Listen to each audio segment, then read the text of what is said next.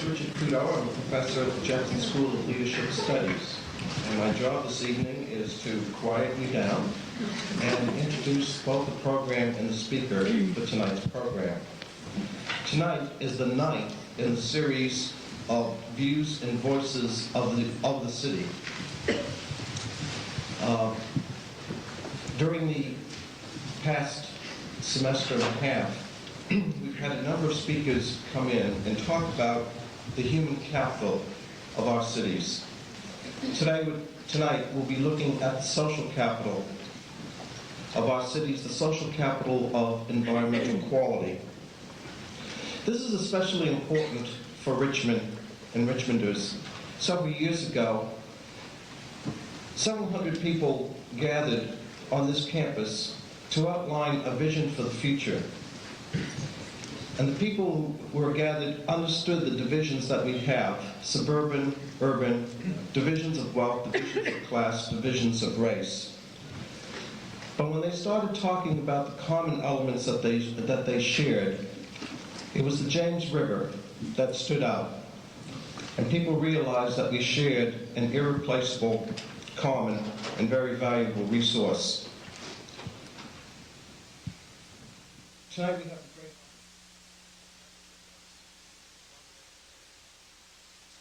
on urban water and urban water issues.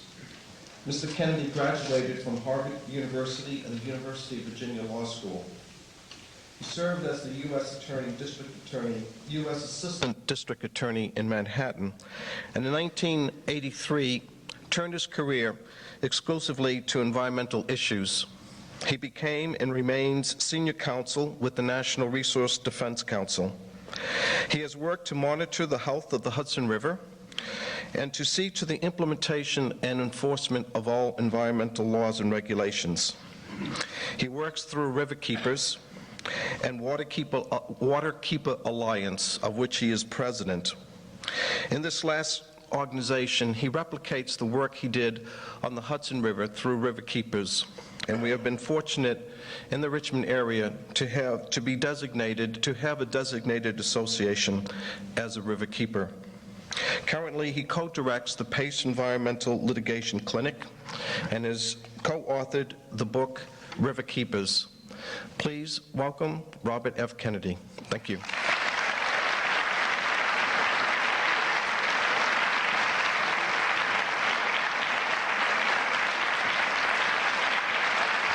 Thank you very much.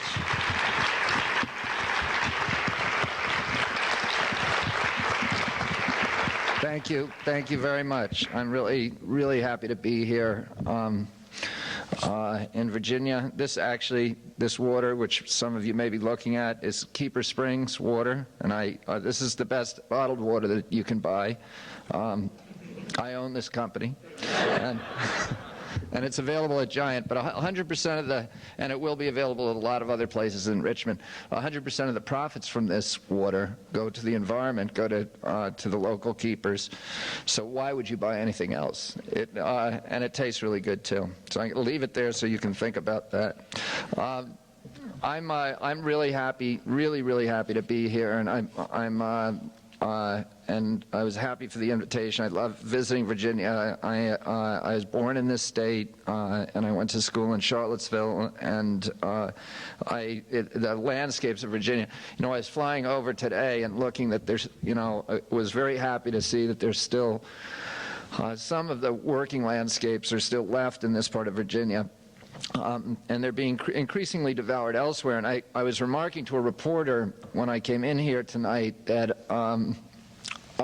it's such an irony that this state, to me, it has the prettiest landscapes of any state that I've ever been in, and I've been to them all, and that it also, the irony is that it probably has the worst land ethic of any state. That there's, and Virginia is notorious for that, for really allowing its landscapes, for having this ethic that just says if you own land, you can do anything you want with it no matter what the impacts on the community. And that, that's not conservatism. A conservative land ethic says, that we got to preserve something and that we have an obligation to community, and that you can use your land any way that you see fit, but you can't use your land in a way that's going to injure your neighbor's property, or that's going to injure the community property and or community resources like our water and our air.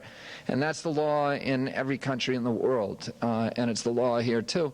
And we wouldn't let somebody put a porn shop or a peep show next to a church. That's a land use regulation. And we also shouldn't let people fill wetlands or destroy things that ultimately will cause really grievous damage to the community and to our children. And it doesn't make, this conference is about urban issues, and I always tell people, when people say what's the most important environmental issue, to me it's land use, and ultimately, although I've been focused my whole career on water, but the water is ultimately a product of what we do on the landscapes and the watersheds. And probably the most important thing that environmentalists can do is to build good cities and to make sure that our cities are enriching, safe, wonderful places to live with great transportation and great education facilities that draw people in from the countryside, so that we're not pushing people out to develop those landscapes. The concentrations of people that you see in the cities really are a huge economic and cultural boom to a nation. I mean, New York City is such a wonderful place because you can get anything there. I mean, anything that you want you can see or do in New York City, and it's because you have a critical mass of people, and that you have kind of enough oddballs in any area that they're going to provide the kind of densities that you need to really develop the enriching cultural resources that are so important to a culture and a people. And ultimately, I think it's clear that the kind of landscapes that we have to be looking for are cities that grow upwards but not outwards, that don't spread across the landscapes and devour these landscapes that are so important. Virginia, there's no state, and I don't think anybody can argue this, that has a more, and I come from New York, which is probably second, and Massachusetts, which also has a strong historical and cultural importance to this country, but there's no place that's more important than Virginia. The landscapes of Virginia really help create American democracy and inspire the great thinkers of our democracy, Washington and Jefferson, the great warriors, the great thinkers, and the great cultural icons of our democracy.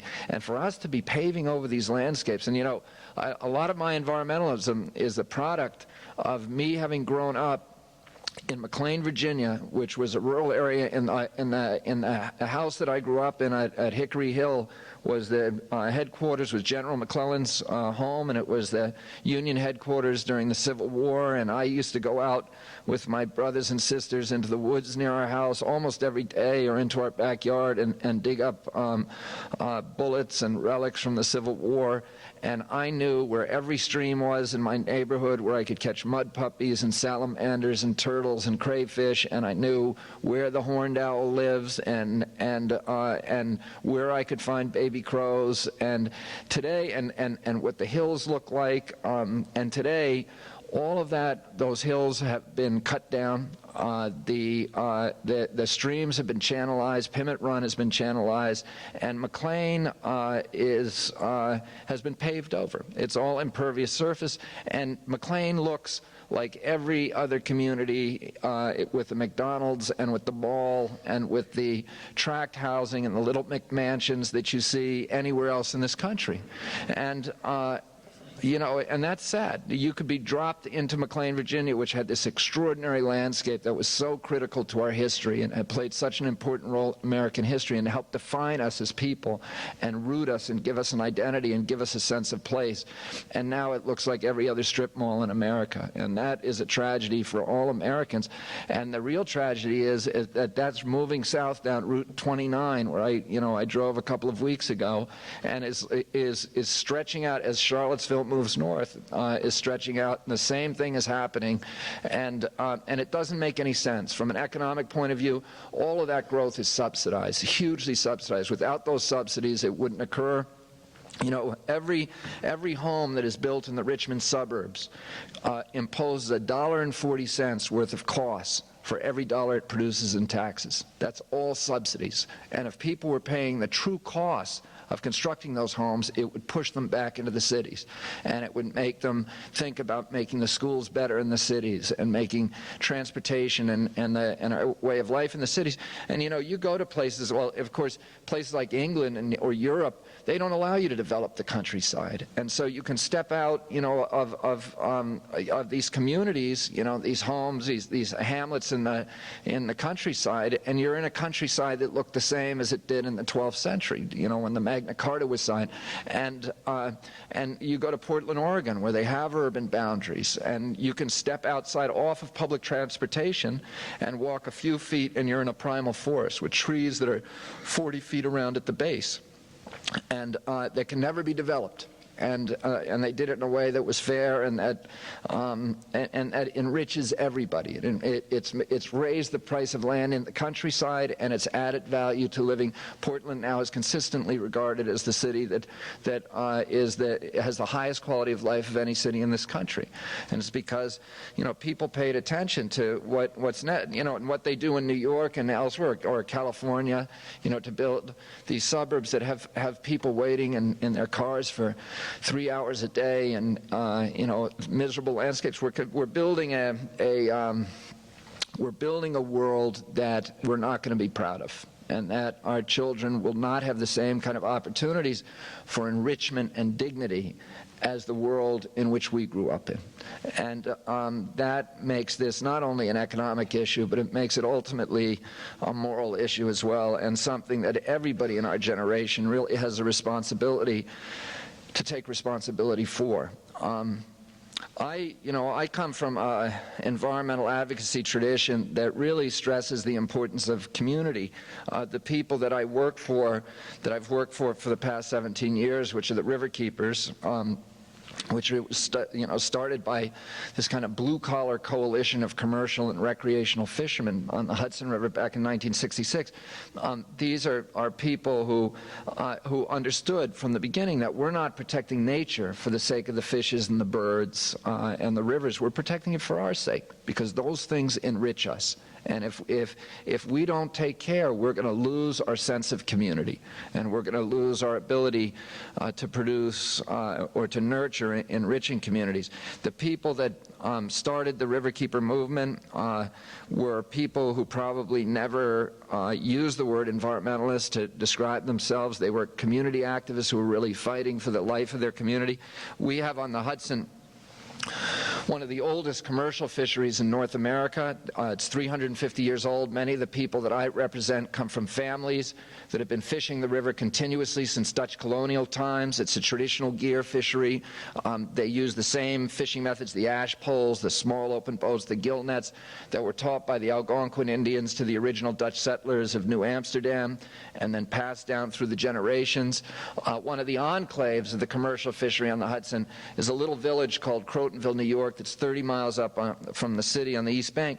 And the people who lived in Crotonville in 1966 were not your prototypical kind of tweed-jacketed, pipe-smoking, bearded, affluent environmentalists who were trying to, protect distant wilderness areas in Wyoming or Montana, the Rockies.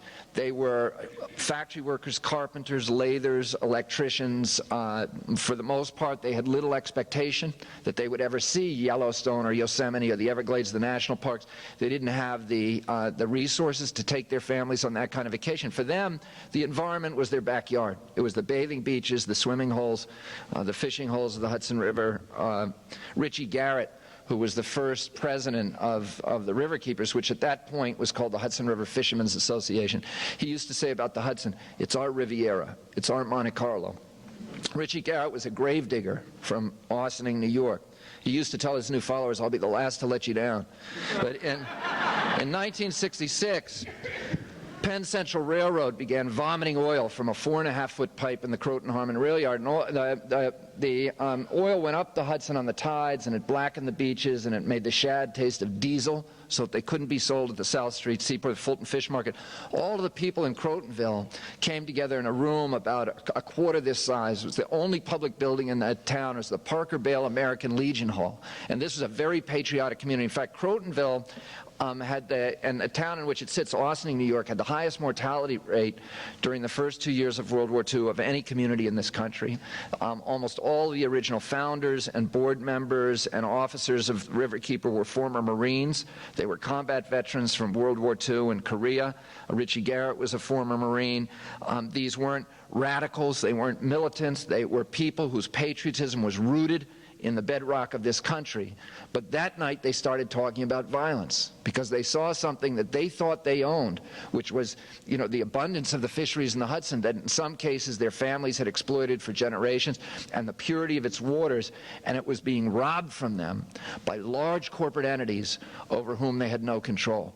And they had been to the government agencies that are supposed to protect Americans from pollution, to the Corps of Engineers and the Conservation Department and the Coast Guard, and they were given the bum's rush. At one point, the Corps Colonel in Manhattan, after 20 different visits by Richie Garrett and another Marine named Art Glauca, he finally said to them in exasperation, they were begging, pleading with him to shut down the Penn Central Pipe, which was his job. And he finally said to them in exasperation, these are important people. Speaking of the Penn Central Board of Directors, we can't treat them that way. And by this evening in March of 1966, virtually everybody in Crotonville had come to the conclusion that government was in cahoots with the polluters, and that the only way they were going to reclaim the river for themselves is if they confronted the polluters directly. And somebody suggested that they put a match to the oil slick coming out of the Penn Central pipe and blow up the pipe. And somebody else said they should roll a mattress up and jam it up the pipe and flood the rail yard with its own waste.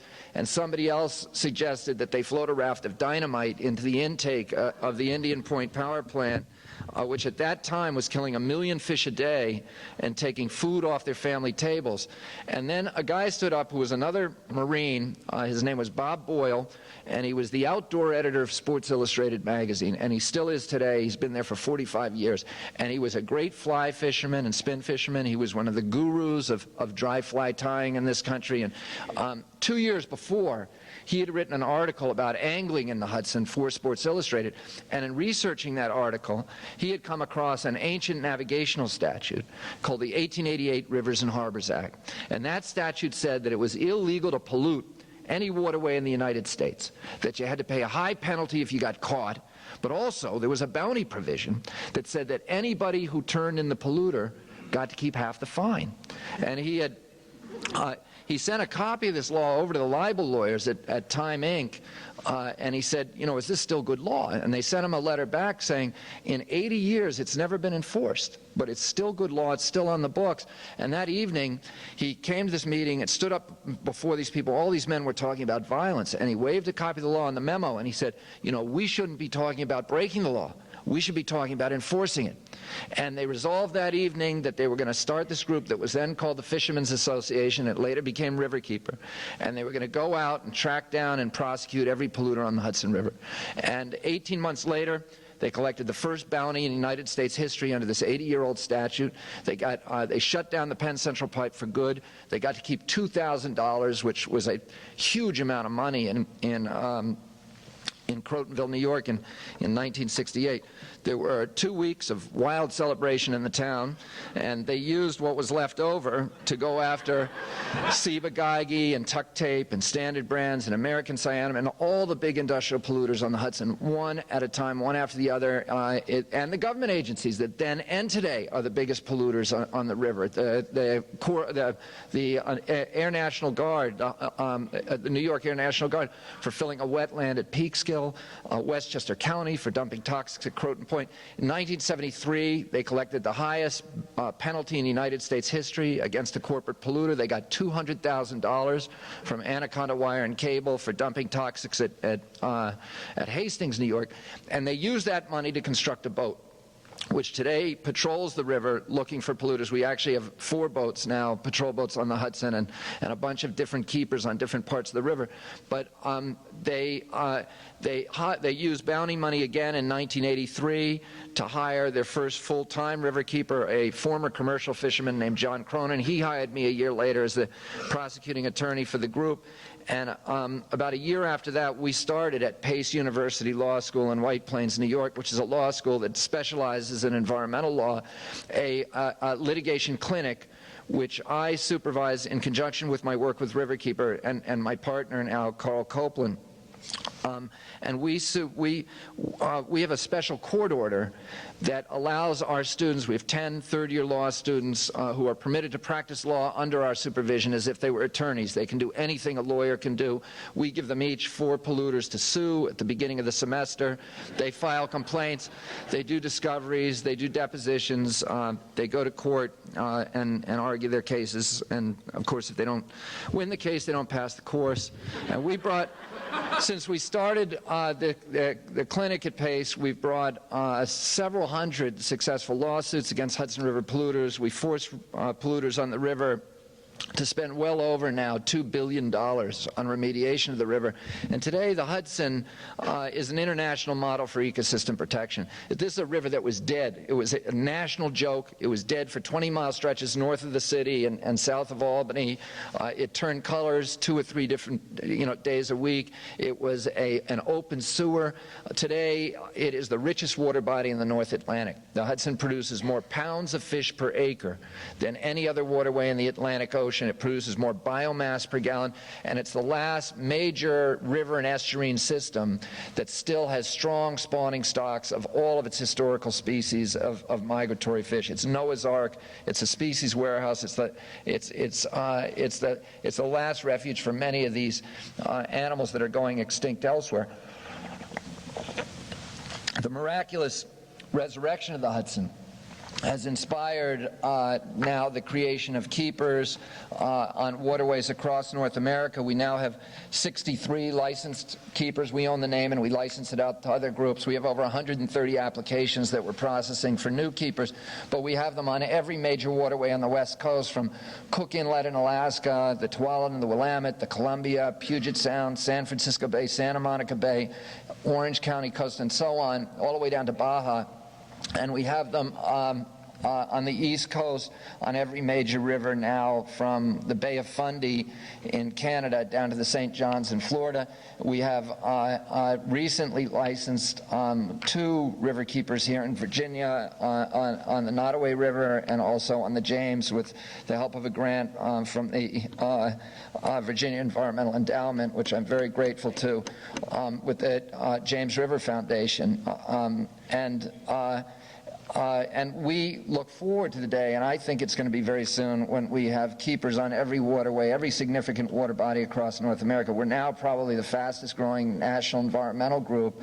And I love my job. I love working with these keepers, the local activists, these grassroots groups that are trying to do what we did on the Hudson, which is to protect the waterways on behalf of local communities, and to go after people. The law says that everybody has a right to use the water body. The people own the water body. The governor doesn't own it. The corporations don't own it. The legislature doesn't own it. And the fisheries department or the DEP or DEC don't own it. It's owned by the people. Everybody has a right to use the water body and to take the fishes out of it. Nobody has a right to use those things in a way which will diminish or injure their use and enjoyment by others. And what the keepers essentially do is they act as a community coast guard to make sure nobody takes more than their share.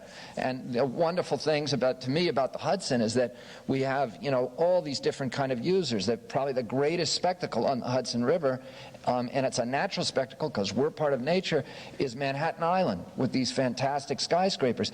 And it's one of the things that enriches the river for all of us. But then we also have these wilderness areas up in the Adirondacks and the Berkshires and the Catskills and the working landscapes around Albany, and forests and all different kinds of users on the river, commercial fishermen and recreational fishermen and oil tankers, and that's part of the richness of it, And our job is to make sure there's room for everybody, but nobody takes more than their share. And unless you have somebody actively patrolling and watching that waterway, somebody is going to take more than their share. And that's always the truth, and it's happened to the James River. That's part of the history of the James River Basin. And you need local activists who are going to keep a constant scrutiny and vigilance, because the moment you let up, somebody's going to go in there and take something for free that belongs to all of us. And I love what I do. I love going to court and fighting against the bad guys and working with students and working with the fishermen out on the river. A couple of years ago, my students asked me, or my clients asked me to do something that I never really wanted to do, which was to spend a lot of my time in Washington, D.C., lobbying Congress, and mainly against the anti-environmental provisions that began around 1995. And I have to say this, that I represent fishermen. They run the range of the political spectrum from right-wing Republican to left-wing Democrat. Sometimes I go out on the boats with them, or I go to the bait shacks at the end of the day and just listen to them talk. And sometimes it's scary, the stuff that they say. But without exception, they saw what was happening, in Congress over the past 6 years as the gravest threat, not only to their livelihood, but to their values, to their sense of citizenship, their sense of community, and their aspirations for themselves and their children. And they were right. If the laws that pass Congress in any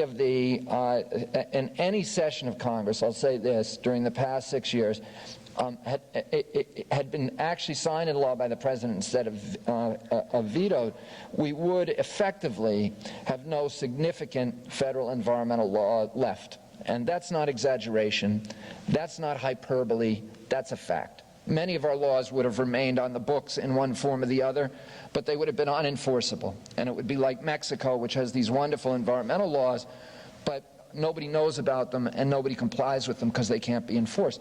If you ask the people on Capitol Hill who are promoting this kind of legislation, and I've spent a lot of my time over the past 6 years doing exactly that, if you say to them, why are you doing this?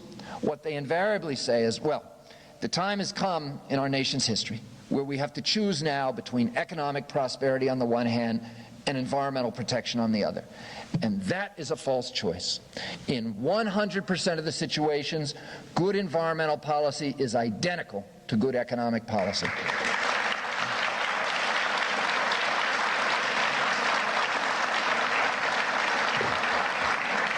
If we want to measure our economy, and this is how we ought to be measuring it, based upon how it produces jobs and the dignity of jobs over the generations, over the long term. If, on the other hand, we want to do what they've been urging us to do on Capitol Hill, which is to treat the planet as if it were a business in liquidation, to convert our natural resources to cash as quickly as possible, to have a few years of pollution-based prosperity, we can generate an instantaneous cash flow and the illusion of a prosperous economy, but our children are going to pay for our joyride, and they're going to pay for it with denuded landscapes and poor health and huge cleanup costs that are going to amplify over time and that they're never going to be able to pay. Environmental injury is deficit spending.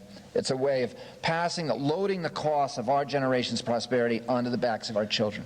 It's a way of making a few people rich by making everybody else poor. And, there's no stronger advocate of the free market economy than myself.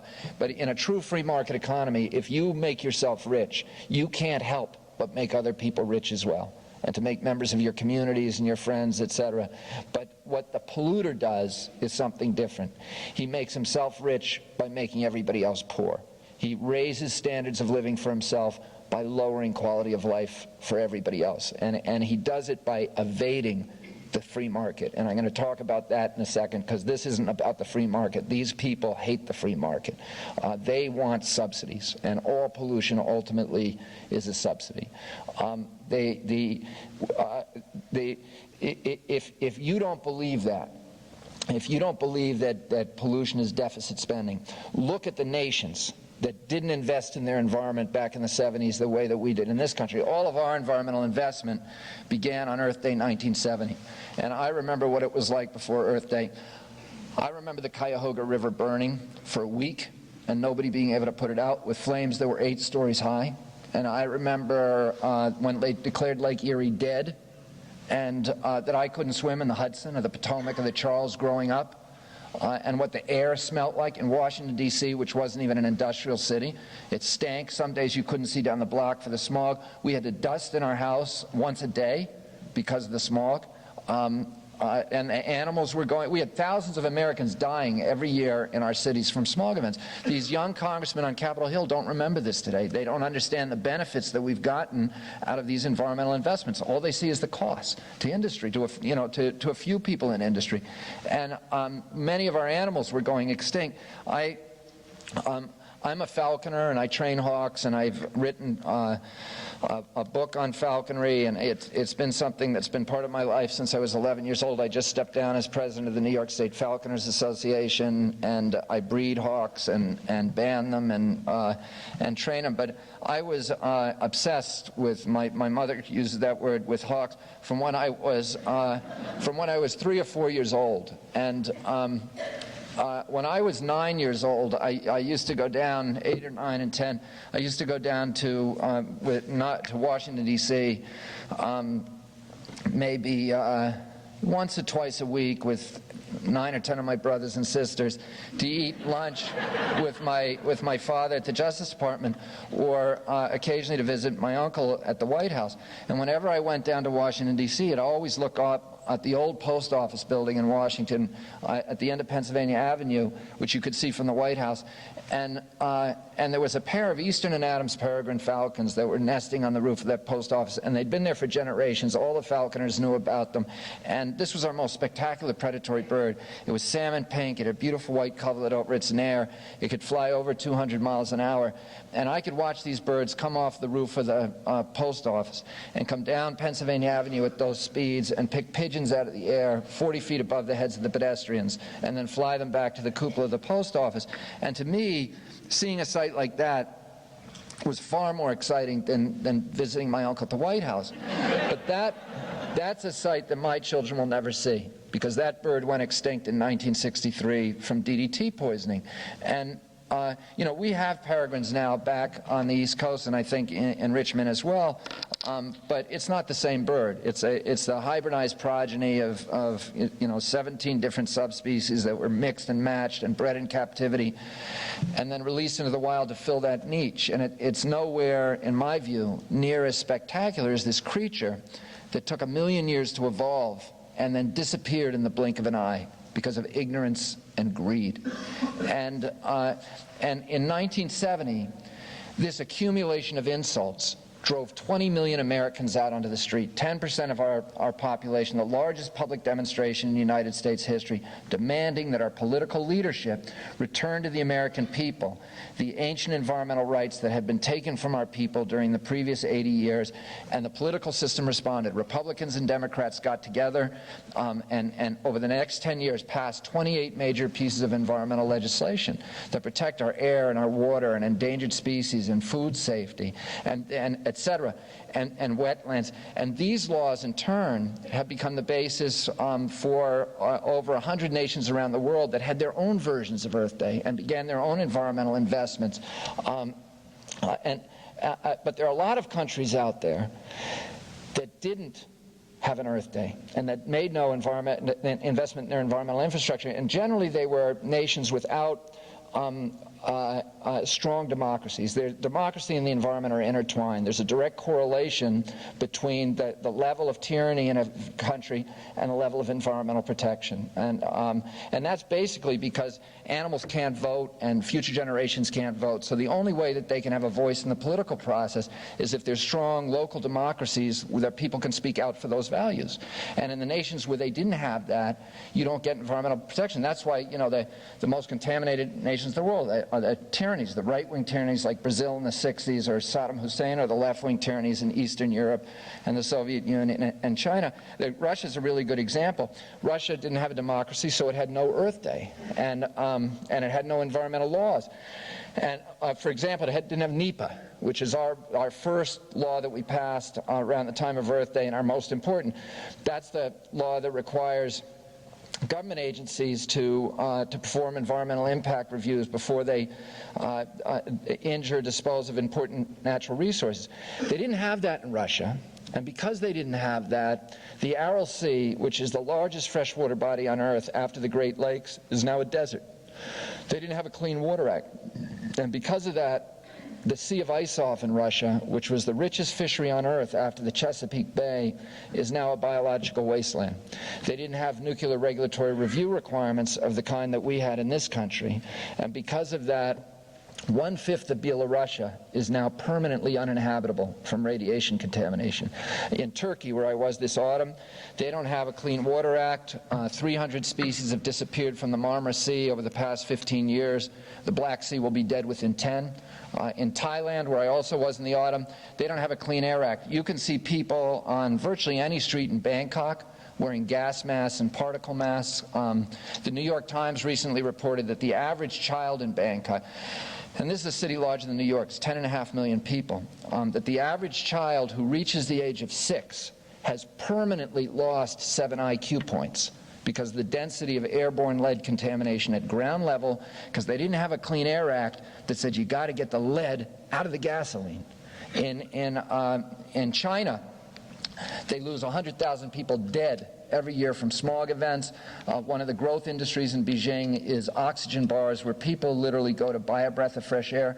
In Mexico City, if you live there, you can legally only drive your car 3.5 days a week. And smog inversions kill 10,000 people a year and shut down their principal state industries, sometimes for weeks at a time. In those nations, and many, many, many others, environmental injury has matured into economic catastrophe.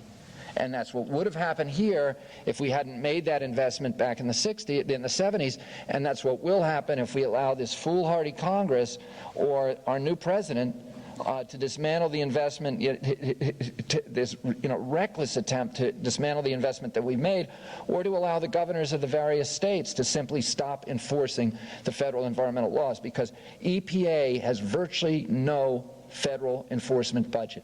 And all enforcement is now, because Congress gutted it. That's one of the things they were able to do in 1994. They don't enforce the law now effectively. And so it's all left to the states. And what we've seen is, since 1994, the state governors have simply stopped enforcing the laws to make their states a refuge for polluters, to recruit polluters into the state by lowering their environmental standards. And Virginia is a prime example. I think it was 1996 that not one polluter was ticketed the entire year. Virginia has some of the worst water pollution. It's sometimes ranked 3rd or 4th in all of the states. And there was one polluter ticketed the entire year. It's the only enforcement action by the state agencies. The governor simply said, we are not going to enforce the law. That's how we're going to recruit business into the state. One of the things that I've done over the past several years is to constantly go around and confront, and that's why Riverkeepers is needed, because the states, even today, Virginia is doing a very poor job of enforcing its environmental law, and you need to supplement that with local people who are going to go out and do it themselves. And as I said, the argument that I've made, constantly over the past couple of years is to confront this argument that an investment in our environment is a diminishment of our nation's wealth. It doesn't diminish our wealth. It's an investment in infrastructure. The same as investing in telecommunications or road construction. It's an investment that we have to make if we want to ensure the economic vitality of our generation and the next.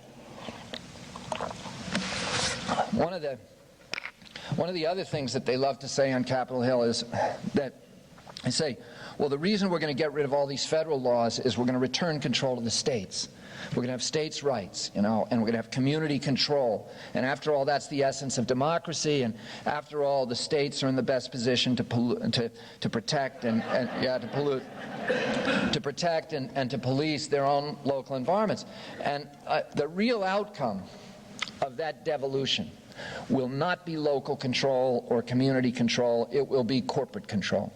And we remember in the Hudson Valley, the 1960s version of community control, when the General Electric Company, which was the culprit there, and it was just a different name in every state, but in 10,000 river systems across the country, the story was the same, and the same thing's going on with Smithfield now in this state and in Virginia, in North Carolina, but where GE was the culprit on the Hudson, and they came into these poverty-stricken towns in upstate New York, these logging communities that had been devastated, and they said they'd go into Glens Falls or Hudson's Falls or Fort Edward, New York, and they'll say, we're going to build you a spanking new factory, and we're going to raise your tax base, and we're going to bring in 1,500 new jobs. And all you have to do is waive your environmental laws and let us dump our toxic PCBs into the Hudson River and persuade the state of New York to write us a permit to do it. And if you don't do it, we're going to move to New Jersey, and we'll do it from across the river. And they'll get the economic benefits. And Glens Falls took the bait, like a lot of other towns, and 2 decades later, GE closed the doors on those factories, fired the workers, and they left town with their pockets stuffed with cash. And they left behind a $2 billion cleanup bill that nobody in the Hudson Valley can afford. And I have 1,000 commercial fishermen, my clients, who are now permanently out of work, because although the Hudson is loaded with fish, the fish are still loaded with General Electric's PCBs, and most species are too toxic to legally sell in the marketplace. And the barge traffic on the upper river has dried up because the shipping channels are too toxic to dredge. And all of that land, that beautiful shoreline property that was occupied by General Electric's plants with tax breaks from the grateful localities, is now permanently off the tax rolls because nobody else will risk the liability of going in there. And it's robbed from the communities as a source of revenue or recreation. And every woman between Oswego, New York, and Albany has elevated levels of PCB in her breast milk. And everybody in the Hudson Valley has General Electric's PCBs in our flesh and in our organs. And my colleague, one of my colleagues from Clearwater the other day had himself tested, and he has so much PCBs in his, he doesn't even eat the fish, he has so much PCBs in his flesh that he would be illegal to sell at the Fulton Fish Market if he were a fish. The purpose of the intent of the environmental laws was to put an end to that kind of corporate blackmail, the federal laws, and to stop these corporations from coming in and whipsawing one community in New York against another in New Jersey, one in North Carolina against another in Virginia, to get the states to race to bottom, to lower their environmental standards, to recruit these filthy industries in exchange for the promise of a few years of pollution-based prosperity, and to ransom their children's futures in the process. And the federal laws really democratized us. It gave us local control. Because any of you, if somebody tries to put an incinerator or a hog factory or a landfill or some other obnoxious facility in your backyard, and you really, really want to stop them, and you're willing to devote, you think it's going to be a disaster for your community, you're willing to devote your life's energy to do it, you can probably do it. And you can almost certainly get them to significantly modify their proposals. You have a right to demand a full environmental impact statement that will disclose all the costs and benefits of that activity to your community over the generations. You have a right to a hearing, and to cross-examine witnesses, and to call your own witnesses, and to a written transcript and a judicial decision based upon a rational interpretation of that transcript. And if you don't get it, you can appeal. And if there's a polluter in your backyard and the government fails to enforce the law against them, anybody in this room could step into the shoes of the United States attorney, drag that polluter in front of a federal judge for penalties of $27,000 a day and injunctive relief. And we have these right-to-know laws and toxic inventory laws that make government more transparent at the local level. And that's real democracy. That gives us a real ability, anybody in our community, to participate in the dialogue that determines the destinies of our communities. In Canada, where I do a lot of work, that's a democracy. But if somebody puts a corporate hog farm in your backyard, if some government agency puts a landfill, you have two remedies. One is you can write a letter to the editor, and the second is you can vote against that government when they come up for election in 3 years. In this country, we have ground-level, community-oriented democracy, and that's what they want to take away from us on Capitol Hill. And, you know, because industry looks at this and says, this is a disaster, it's going to cost me more money to build the plant, take more time, and it's true. It's true. Democracy, you know, is messy, it's sloppy. In the short term, it's painful, it's unwieldy, but in the long term, it's the most efficient system that we have. And, you know, if we'd had these laws in place back in the 60s, when, you know, a few big shots in Washington led us down the nuclear cul-de-sac, which Forbes magazine recently called the American experiment with civilian nuclear power the largest economic catastrophe in human history. We've spent $1 trillion on cost overruns at these plants that we'll never get back, that did no benefit to anybody in this country. And the big bills are yet to come in. And it's because we couldn't force these guys back in the 70s, you know, the 60s, to answer the question, what are you going to do with the stuff when you have to decommission these plants? And, you know, they could dismiss it in press conferences, et cetera. They never had to answer it in front of a judge. And because of that, you know, and so in the long run, you know, democracy is the most efficient system that we have, and that's what they're trying to dismantle on Capitol Hill. And, you know, our job is really not only to stop them from dismantling it there, but also to enforce it in our community. And people ask me all the time, you know, what's the world going to look like in 20 years? And I say, it's going to look like a patchwork. There's going to be some communities, some watersheds that are going to be green and beautiful and have wonderful communities that are enriching because they had good local environmental leadership that went to war for those communities, you know, back now. And other communities are going to be barren wastelands because they didn't have that local leadership that fought for every inch of green space and every inch of ground. And that's why I'm grateful to the James River people and the Virginia Environmental Endowment for providing the resources and the impetus to start a keeper here where there will be a permanent watchdog.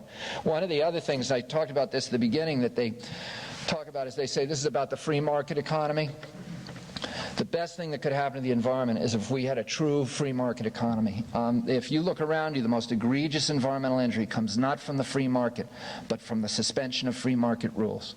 You show me a polluter, I'll show you a subsidy. It's always a fat cat who's using political clout to escape the discipline of the free market. That's what all pollution is. Whether it's, you know, these guys, these developers who are building malls out in the wetlands and, you know, having highways hooked up to them at public expense, or, you know, all of the Western resource issues that have driven the environmental movement in this country over the past 4 decades, water and grazing and mining and lumber, they're all about subsidies. If you're a farmer in the state of Idaho, you can get unlimited amounts of our federal water. You and I own those rivers. We bought it with Louisiana purchase money, the federal taxpayer. We built the dams, the irrigation systems, and the canals. If we they can get, any farmer in that state can get unlimited amounts of our federal water for 11 cents an acre foot. If we left that water in the river, sent it over for the dams for hydropower, or sold it to the city of Los Angeles for drinking water, they'd pay $800 an acre foot. That's a $799 subsidy we're giving them on every acre foot they have. Because they get the resource for free, they use it wastefully. They grow rice in the desert. They put the Louisiana rice farmers out of business, and they've sucked every river in Idaho dry. There hasn't been a salmon season in Idaho in at least 15 years. Ranching is the same thing. Lumber, if you want to cut old growth timber in this country, you got to come to us. You and I own it all. There's none left on the private lands. In the Tongass Forest, there are trees that were growing when Christ was walking the earth. Some of these Sitka spruce and old cedars, 500-year-old trees, have a value of $10,000, $20,000 on the stump. What do we sell them for? $1.89 a piece. And half the Tongass was cut by Alaska Pulp and Paper, which is 100% Japanese owned. And they didn't even mill them here. They sent them with the bark still on them over to Osaka Bay, where I saw them stacked on the shoreline 3 stories high this summer and buried under the water line, where they're saving them for the next century. And to add insult to injury, you and I the federal taxpayers spend $250 million every year building logging roads so that these cut-and-run timber companies can get up to the last inaccessible parts of our national forest and cut the last of our children's trees. The mining is the worst subsidy. If you're a mining company, and they're all foreign-owned, you find gold or silver on my private land in any of the western states, you're going to pay me a 16% royalty to mine it. What if you find that same mineral, hard rock minerals, on our public lands? How much do you think they pay us? Zero. They get it all for free. They get the gold, we get the shaft. And a couple of years ago, American Barrick, which is a Canadian company, I didn't mean to spend so much time on this, but they're so outrageous. It's a Canadian company.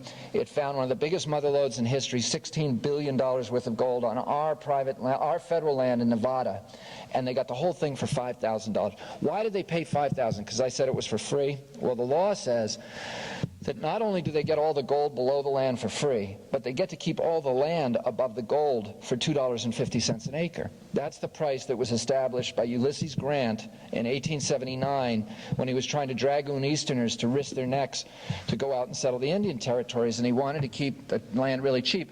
And these mining companies have such exquisite political clout. They've been able to keep the same price for 130 years.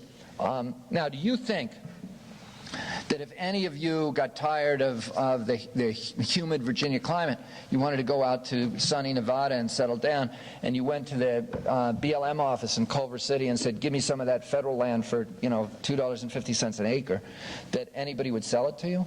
No, they wouldn't. That deal is only good for the mining companies.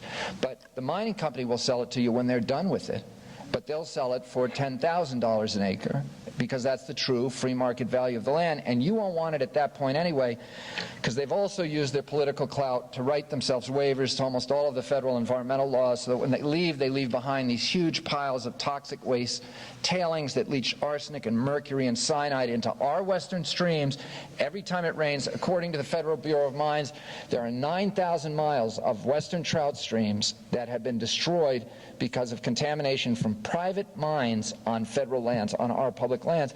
And who gets the cleanup bill? You and I, the federal taxpayer. In Montana alone, there are 11,000 toxic waste sites on our federal lands, and we, from private parties, and you and I will spend $20 billion over the next 10 years cleaning them up. That's not the free market. The free market says if you want to bring a product to market, you pay for it to get there. You don't, and that includes the cost of cleaning up after yourself, which was, a lesson we were supposed to have learned in kindergarten. What these companies do is they use political clout to escape the discipline of the free market. All pollution is that. What Smithfield's doing down in North Carolina, where it's destroyed these river systems, and it's also an outlaw in this state. But what General Electric did on the Hudson, when GE dumped its PCBs into the Hudson River, it was avoiding one of the costs of bringing its product to market, which was the cost of properly disposing of a dangerous process chemical.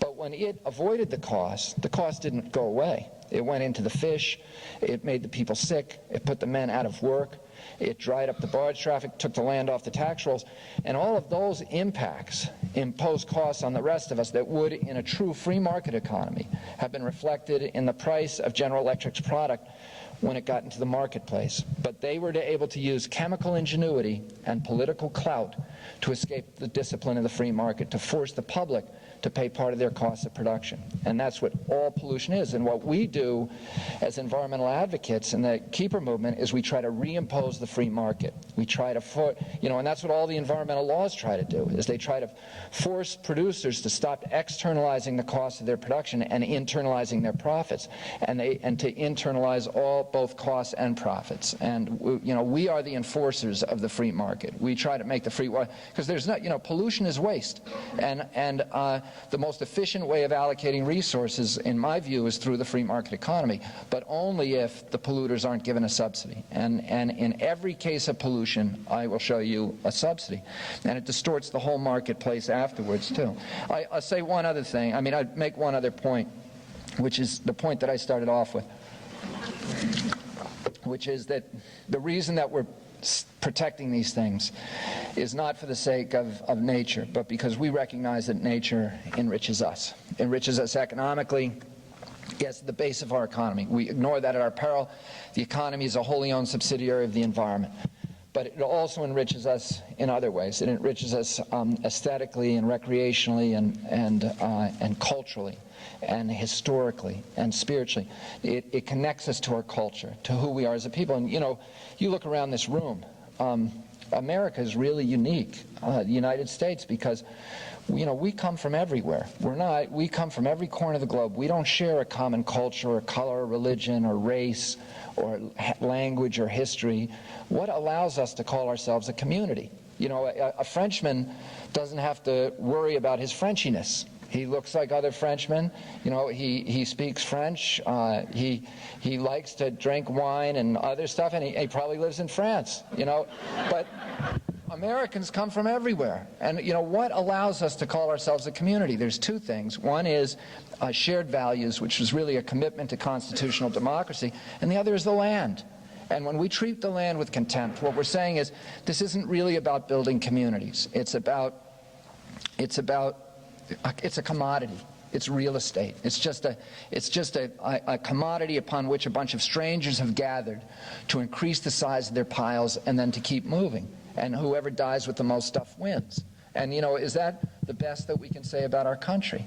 And I don't think it is. I mean, the American national consciousness, really our history has been a struggle between two polarized visions of who we are as a people. And the first one was articulated in 1630, which is really the beginning of the American national consciousness, by John Winthrop, who was the Moses of the Great Migration of the Puritans. And he approached the shores of New England with this huge convoy, and he gave this famous sermon called A Model of Christian Charity, which he pointed up to the green, verdant shores of New England, the land that they'd fairly bought from the Indians, and you know, with richness that nobody in Europe had ever experienced before. They described the aroma of flowers that they could smell out of sight of land, and these great schools of fish that, you know, parted before the prow of their ship like a comb going through thick hair. And he pointed at this and he said, you know, God is giving us this land as a gift. And he's giving it to us not so we can increase our carnal opportunities or expand our self-interest or disappear, he said, into the lure of real estate. We're being given this land so we can build cities on a hill, model communities that are paradigms to the rest of humanity of what human beings can accomplish if they work together and maintain their focus on a spiritual mission. And what he said that day distinguished the European settlement of North America from the European conquest of Latin America and Africa and Asia, where the Europeans came as conquistadors to level the landscape, extract the metals, subjugate the people, make themselves rich, and then keep moving, not put down roots. Here they came and they put down roots, and that was the vision of this country. And in many ways we have met the expectation of the land. And although he was an Englishman and a Puritan, what he said that day was integrated and accepted by every successive wave of immigrants that came to this country. And we have, as I said, we've met the expectation of the land in many important ways. We've established a democracy in this country that's become the model government for the rest of the planet. And we've taught people that it's possible for people of all different races and religions to get along and to work together and to create something that's important. But, you know, there's another vision of America, and that vision is the get rich quick, you know, the miner's vision. It really took prevalence in this country in 1849 during the California gold rush, where people began to look at America a little differently. And those two philosophies are in every one of us, and those are the philosophies that have provided the tension that's underlain and created every principal crisis in American history, from the Revolution to the Civil War to Billy the Kid, a struggle between those two polarized visions.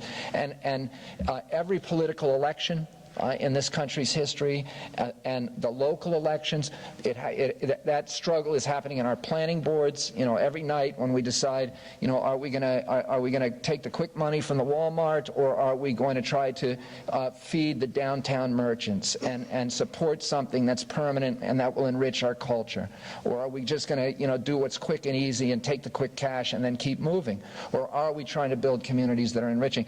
And it's a question we have to ask ourselves as in our families every day. Is today going to be about me and about me taking and enriching myself, or is it going to be about giving and building communities? And the way that each of us in each of our communities answer those questions is really going to, show us the outcome about whether we live up to our destiny as a people. It's a struggle for our nation's soul. And of course, the way that we allocate nature, there's no more important question that a democracy asks. Your access to government and to justice is one of the things that most important assets of a democracy, but probably even more important is the access that you give to people to the resources of the land, the things that we all own in common, the commonly held property, the air that we breathe, the public trust, it's called. In ancient Rome, the Magna Carta, the public trust was owned by all the people. And whether you're rich or poor or humble or noble, you have a right to fresh air. You have a right to fish in the Hudson River and the James River without being poisoned. You own those fish. Every child in this state has a right to take a fishing rod down to that river and pull out a fish and bring it home and feed it to his family with the security that he's not poisoning them with capone or PCBs or dioxin or DDTs. And that right has been taken away from the people of this state and from the children of this state by polluters who took more than their share. And they stole part of the public trust. And the best measure of democracy is how do we allocate those resources? Are they still owned by all the people, or are we allowing big shots to contaminate it, to steal our resources, to steal the fishes in the James River, to steal the purity of the air that we breathe, to steal our beautiful landscapes that enrich all of our communities and that connect us to our culture and our history and our language and our literature, and that are so important to our identity as a people, that connect us to each other. And without which we not only lose our connection to community and to our country, but we also lose a good part of our humanity. When we destroy nature, human beings have other appetites besides money. And when we don't feed them, we're not going to grow up. We're not going to fulfill ourselves and fulfill, our destiny as people, as individuals, or as a country. When we destroy nature, we diminish ourselves. We impoverish our children. We're not, the environmental movement, NRDC, and the other groups are not fighting to preserve these ancient forests in the Pacific Northwest, as Rush Limbaugh loves to say, for the sake of a spotted owl. We're preserving those forests because we believe that the trees have more value to humanity standing than they would have if we cut them down. And I'm not fighting for the...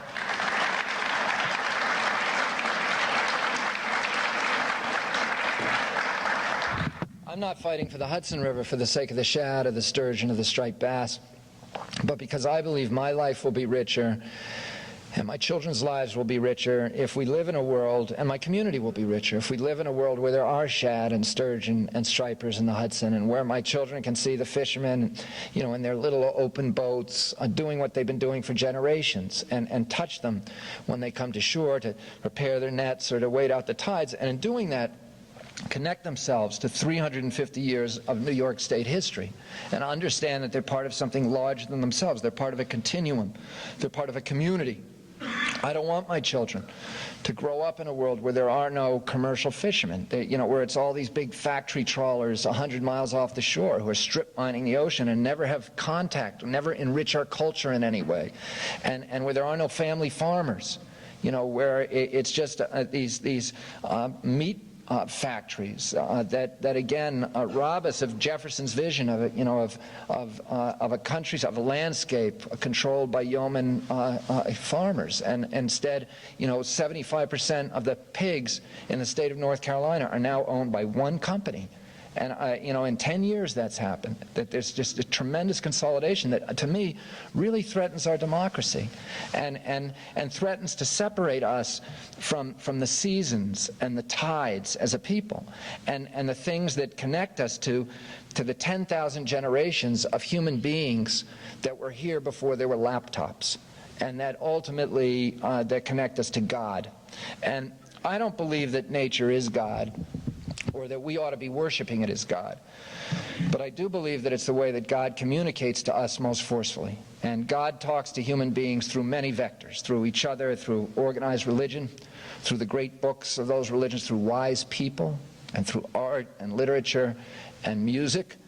and poetry, but nowhere with such force and texture and detail and grace and joy as through creation. And for me, therefore, destroying these things, something like the James River, which we allowed people to do back in the 50s and 60s, or the Hudson River, to me, that's one of the worst sins that one generation can commit against another. I come from a religious tradition that teaches me that man was given dominion over nature, but that we were also given an obligation of stewardship. And what does it say about us as a generation? If half the people, if half the species on the face of the earth go extinct during our lifetime, which is one of the things that we're looking at, one of the outcomes that we're looking at today, or if we destroy so much of the American landscape in one generation that our children don't even recognize that it's an important part of their lives. And again, that's something that we're doing, particularly in this state, in Virginia. And that's a cost, destroying these things that I don't think it's prudent for us to impose upon ourselves, and I doubt if we have the right to impose it upon our children. And that's really all that environmental advocacy is about. It's about recognizing we have an obligation to the next generation, and that obligation is expressed by the term sustainability. And all that word means is that God wants us to use the things that we've been given, the bounties of the earth, to enrich ourselves, to improve our quality of life, and to serve others. But we can't use it up. We can't sell the farm piece by piece in order to pay for the groceries. We can't drain the pond to catch the fish. We can live off the interest. We can't go into the capital. That belongs to our children. And what we do as environmental advocates, in the Keeper movement, is part of what we do besides educating the public and staying in touch with the river, is we elbow our way into the courtrooms and into those back hallways in Capitol Hill and the state capitals where the big shots are, where Smithfield and General Electric and Texaco and Exxon and Monsanto are with their indentured servants on Capitol Hill, cutting up the pie that belongs to you and me and to our children. The fresh air, the clean water, the endangered species, the wetlands, the enriching environments, and they're liquidating it for cash, and they're stuffing their pockets, and they're leaving us with nothing. And we elbow our way into those convocations, and we say, we are emissaries for the future, and we demand an accounting. We want to know what you're doing with things that don't belong to you, with things that belong to our children. And I will close with a proverb from the Lakota people, which has been expropriated to some extent by the environmental movement, where they said, we didn't inherit this planet from our ancestors, we borrow it from our children.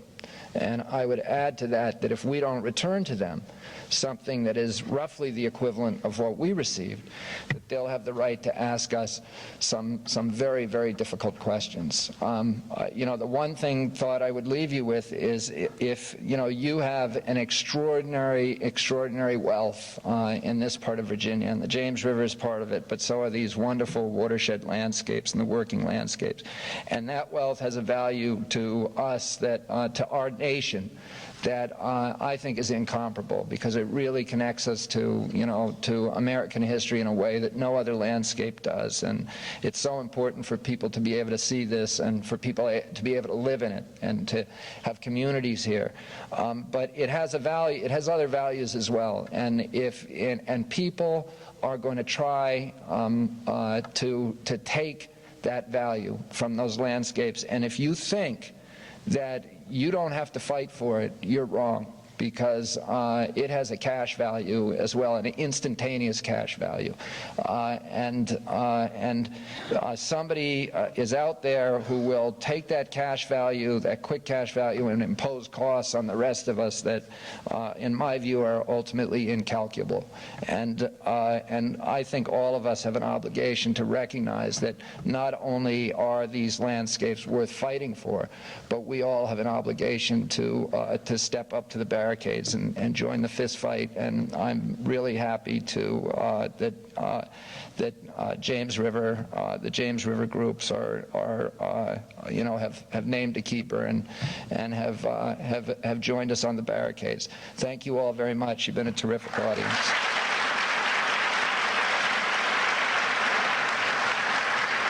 Thank you.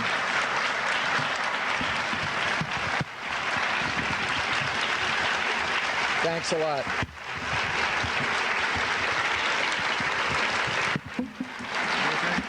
Yeah.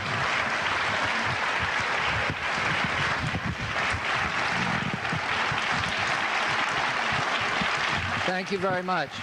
Do you know what time it is? Quarter to. Okay. I'm sorry I went on a little bit long, and I apologize for that. But I guess we have about 15 minutes to do questions. And so if anybody has a question, I'm happy to answer it. And you can either come up to the mic or ask it from your seat, and I will repeat it. I can call on people. Mr. Kennedy, I'm a new board member of a group called Friends of the Potomac, which came out of the steering committee of the American Heritage Rivers Act. I'd like to know how we can get hooked up with your organization to see about a river keeper for the Potomac. We're ready to do battle. Great. I'm glad to hear it. You can call us.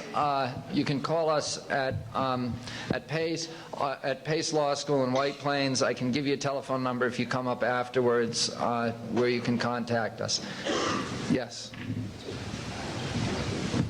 Last Friday, the Virginia Supreme Court handed down a decision involving Smithfield.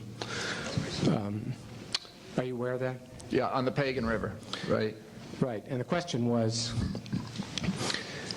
whether if the EPA took an enforcement action on the permit issued by the Virginia agency and was not successful, could the Virginia agency then take an action itself? And the Supreme Court said no. It said that if it was like, simply stated, double jeopardy, that if they survived the first challenge, that the state then could not take up the attempt. I haven't seen anything in the paper from either the governor's office or our environmental agency, and I haven't seen anything in the paper from the industrial side, but I did see private communication that I believe originated with Manufacturing Association and possibly the Chamber of Commerce, in which it was hailed as a necessary protection. Does it seem to you that this type of decision, well, obviously this type of decision is working against environmental interests. Is there, in your judgment, is there an opportunity for legislation that would reverse that Supreme Court decision so that there would be an opportunity for both the state and the federal government to carry forward enforcement actions, or do legislatures just not have the stomach to do that? Yeah, I think now is not a time that we could get legislation like that passed. The courts are going the other way. I mean, the Supreme Court has given us a series of really hideous decisions this year, the U.S. Supreme Court, one of them on wetlands that opens up, wetlands that have been protected since 1970, opens up probably a third of the wetlands in this country to development by saying that the Clean Water Act was never intended to protect them. So, at this point, I don't think we can get legislation to reverse that, and certainly not in this state. And in Congress, Congress is still controlled by people who are very, have a very anti-environmental bent. I say this about Smithfield because I filed a number of lawsuits against them this week, and they. And we had a hearing on one this morning in North Carolina. But what they've done in that state, I mean, they've been a very big environmental lawbreaker in this state. In fact, the largest penalty in the Clean Water Act's history in 1982 was for Smithfield, and then last year, 1999, it again it beat its own record of having the largest penalty on its Pagan River plant, a $12 million penalty. But what they did in North Carolina, what they've done is really criminal, and we have one of our suits is a racketeering suit against them, but they've changed they've changed the manner of farming. They've really wiped out they've destroyed 5 out of every 6 family farms in the state. They've put they developed a new kind of farming that's really nothing to do with agriculture. It's industry. And they developed with a man named Wendell Murphy, who was a state legislature there. They developed a way of controlling the entire farm production of pork. And what they do is they're now, thanks to Smithfield, there's now more pigs in North Carolina than there are people, and they produce more waste than all the human beings of California, New York, and Washington combined. What they did is they shoehorn 100,000 hogs into they're now doing in 36 states, but into a single facility. Even more than that. I mean, the largest facility that they're now building will accommodate 800,000 hogs. A hog produces 10 times the amount of waste as a human being. So a building or facility with 100,000 hogs produces the same amount of waste as a city of 1 million people. And of course, if you had a city of 1 million people, they'd have to they'd have to treat the waste with the sewage treatment plant before they discharge it into the environment. But Smithfield concentrates in rural states where they can dominate the political landscapes and avoid the application of the Clean Water Act or other environmental laws, so they simply dump the waste into the environment. And now, as you can imagine, a single spill from one of these industrial farms in North Carolina a few years ago killed 1 billion fish, 1 billion with a B, in the Neuse River. Every year they kill hundreds of millions of fish. Last year, the release of all these nutrients has activated this previously unknown creature called Pfisteria piscidia, the cell from hell, which is this ferocious predator that can morph into 24 different shapes and injects with a hypodermic-like mouth toxins into a fish that liquefy its flesh, and it can literally turn a fish into skeletons in a few minutes if there's enough of them in the water. And then they suck the liquefied flesh out through this tube. But they also harm human beings, and many people have gotten brain damage from being exposed to them, just from going into the water, from touching the fish.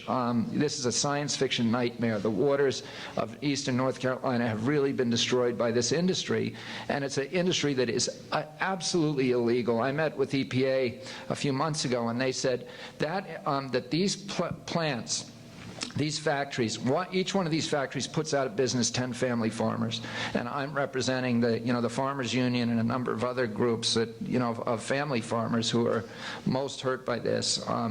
But the EPA said to us, every one of these farms is violating the Resource Conservation Recovery Act. Almost all of them are violating the Clean Water Act. All of them are violating CERCLA, which is the Superfund law, and most of the Midwestern ones are also violating the Clean Air Act. But we don't have an enforcement budget. We can't go after them. And on the state level, the state agencies simply will not do it. And I'll give you an example of why, if you want to know how the mechanism works. First of all, they hire people. As soon as you leave your job as head of the agency, you can go right to Smithfield and get a job, or right to one of these these big integrators. But there's this wonderful state assemblywoman in North Carolina called Cynthia Watkins, Dubin County, which is right at the epicenter of this hog industry, and she started speaking out publicly against it, and on the legislative floor and to the press. She comes from a tiny little legislative district with fewer than 2,000 people in it, 2,000 voters. Never in history had there been more than $10,000 spent in the race to win that district. These companies, the Pork Council went in there and spent $10,000 a week trying to destroy her. They spent millions and millions of dollars in this little tiny district, and they won. And they sent a message to the North Carolina General Assembly: if you mess with us, we will destroy you. And there's been silence there as these lands have absolutely been devastated. And people, the rural communities are destroyed. The stenches from these places are unspeakable. The cruelty, the unbearable cruelty to these animals is going to come back and haunt us as a nation at some point. They cut off the hogs' teeth. They keep them in cages where they spend their tiny cages, shoehorn them into these cages where they spend their entire lives in a single position. And these are animals that are smarter than a dog. And it's horrifying to see the films that I've seen of the way they are. They're given no straw bedding, no rooting opportunities, no sunlight, no social opportunities, which are all critical to their happiness and health. And they would die of stress, but they dose them daily with subtherapeutic antibiotics. 80% of it goes right through the pig into the waste stream. They drench their cages with biocides to keep disease out. All of that, these deadly biocides go into the waste stream. They go into these huge lagoons where they mingle with the hog waste, then they're sprayed on the fields, and of course they all end up in the waterways. And they've destroyed the waterways of the state. They have put so many farmers out of business. They have shattered rural communities. The jobs that they provide, they put all these farmers out of business, and it takes 3 people to take care of 30,000 hogs, because there's no animal husbandry, there's no agriculture, it's industrial pork chop production. And the only reason they could survive, they could not compete against the family farmer in efficiency. They're not beating out the family farmer because of greater efficiencies. They're beating them out by 2 ways. One is the subsidy they get for waste disposal. A family farmer doesn't pollute like that. A family farmer has 300 hogs on a 640-acre section of land. He takes the manure, he spreads it, it grows crops, it assimilates the waste, and then he feeds the waste to the hog, and there's a rough balance. It doesn't end up in the water. But if you put the waste of 100,000 hogs onto that same piece of land, after it absorbs the waste of the first 300, all of the rest ends up in the river. And you and I end up paying for it through the end of our commercial fisheries, the loss of property values, recreational values, etc. And those costs are paid by all of us. It's a huge subsidy, and the only way they can survive, the only way that they can outcompete the family farmer is by breaking the law. The other way that they maintain control of the marketplace is through vertical integration. What Smithfield has done, Smithfield used to be a slaughterhouse. Now, what it does is it's a farmer.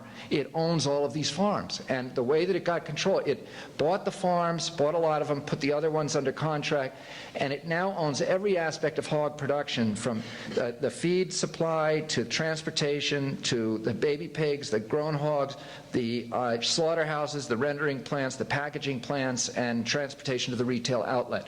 So they don't need to make money farming. And what they did during the 1990s is, through overproduction, they drove the price of pork from 60 cents a pound, where the farmers could make some money, down to 10 cents a pound.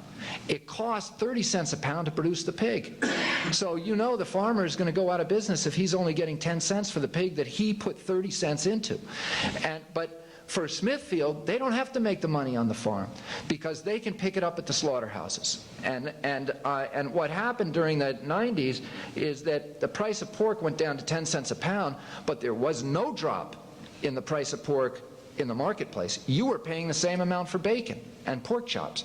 Smithfield pocketed the entire profit at the slaughterhouses, and they were able to run all the farmers off the land, buy their farms from them dirt cheap, or force them into these adhesion contracts that are absolutely unconscionable, where Smithfield owns the hogs, but the farmer owns the waste. That's how all these contracts go, and that's how every one of them is. And of course, the farmer cannot stay alive if he has to dispose of that waste properly. So they put a gun to his head and say, sign this contract or go out of business like all your neighbors. Now there's 2,200 farms in the state. Smithfield owns 1,600 of them. And there's something wrong with that. And the way that they're operating is criminal. And ultimately, I hope to get them off the land, because if the family farmer is given a square deal, he can outcompete Smithfield any day. And Smithfield keeps saying to us, they say, hey, what we should do, and they got the state attorney general of North Carolina to go along with them, is we'll put we'll give $25 million to the University of North Carolina, which Smithfield controls, and they will figure out a way to do this sustainably, and to produce these, to make these pork factories produce pork sustainably, and you don't enforce the law against us for 5 years. And what I say to them is, there's already a way to produce pork chops sustainably, and it's called the family farm. And they've been doing it for 350 years. And there's never been a shortage of pork in this country. The American family farmer has, I've never seen anybody in history that I know of, Americans waiting, in lines in a grocery store for pork chops. They've been able to get it to us. And the only way that they can stay in business, outcompete a family farmer, is by breaking the law. And as soon as we stop them from breaking the law, I believe we'll see family farmers getting back onto those farms. Last question. My husband's from New Bern, North Carolina. He was born and raised there, swam every day in the Neuse River. What can I go back to New Bern and tell my in-laws and my friends in New Bern? What can they do about this? Well, the Neuse River keeper lives in New Bern, and he's a former Marine named Rick Dove, former Marine Corps colonel, lifelong Republican. He owned a fishing business there. He was a commercial fisherman, and he is an extraordinary organizer. He has hysteria himself. He lost his fishing business to this industry. But, if you know what's going on, if you know farmers there, you know the agony that they've been through. And one of the most gratifying experiences I've had as an environmental attorney was when we went down there with this team of lawyers and said, we are going to sue this company, and we're going to get them off of the farms and send them back to the slaughterhouses where they belong. And this grizzled old farmer named Julian Savage, who's been on a piece of land that his family has owned since the American Revolution, and he is, beef jerky tough guy, and he came up to me with tears just running down his face and just said, thank you, for the first time I have hope. And he shouldn't have had to suffer that indignity. And at some point, these are not businessmen making a buck. These are bullies and outlaws who are stealing something from the American people. And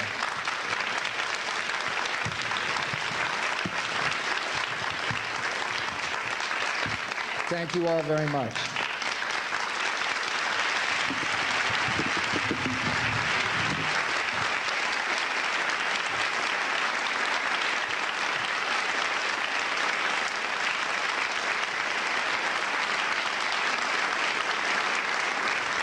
For those of you who still have questions, Mr. Kennedy will be here signing books in the foyer. Also, I'd like to bring to your attention a book by John Bryan, The James River in Richmond. And John is also still here. And is this book available also, John? Somewhat in the alumni. All right. They're not for sale, they're for free. John will be in the foyer also, and you can speak to him about acquiring this book. Let me bring to your attention the next event in this series on March 29th, when we'll have Mayor Jerry Brown from Oakland, California, visiting us with Robert Bobb, who was city manager here in Richmond and will be returning for the program. Thank you all very much, and once again, thank you very much, Mr. Kennedy.